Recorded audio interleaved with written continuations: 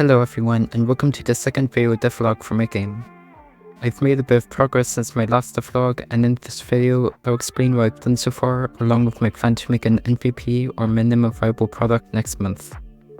Before anything else though, if you haven't seen the previous devlog, I'm making a metroidvania that takes place within a small yet detailed environment, and it's inspired by games like Animal Well, Railroad, Hollow Knight, and more.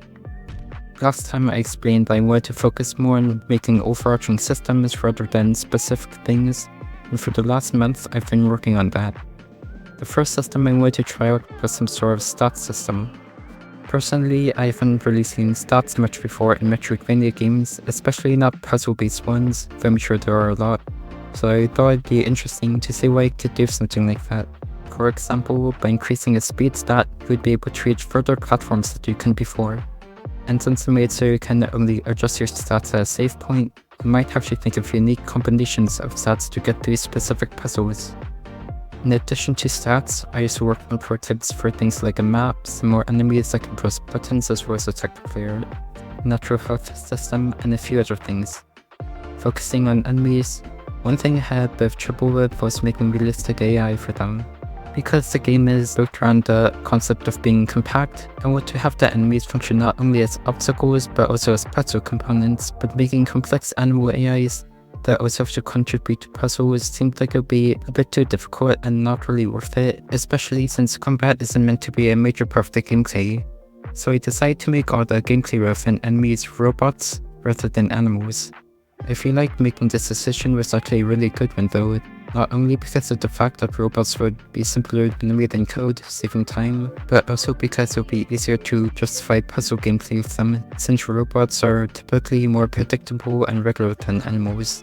In addition, after thinking about it a bit, I realized that robots actually make much more sense as an enemy in the game's environment than animals, though I won't go into too much detail about the world building.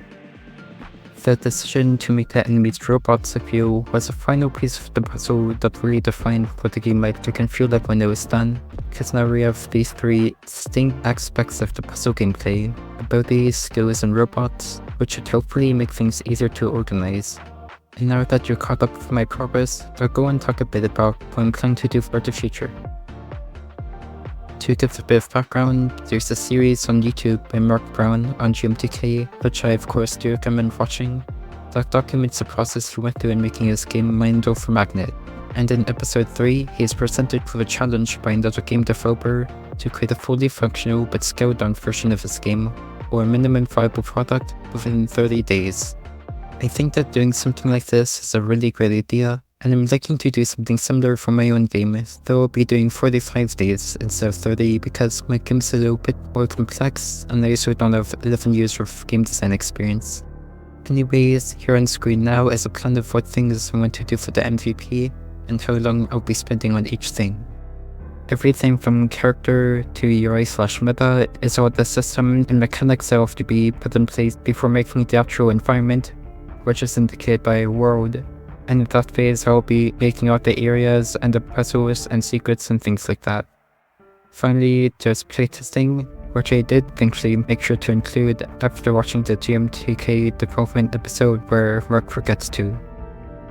Now, whether I follow this exactly is not certain, but it's definitely better than having nothing.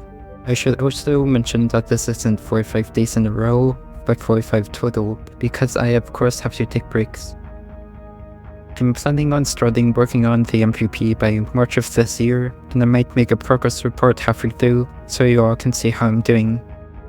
And even if the final product isn't that good, the more important thing is that it will help me learn a lot about what this game could be like, and what doesn't work, which will better prepare me for the planning and development phases in the future. Thank you for watching this video. If you have any tips, suggestions, questions, or anything else, make sure to let me know in the comments.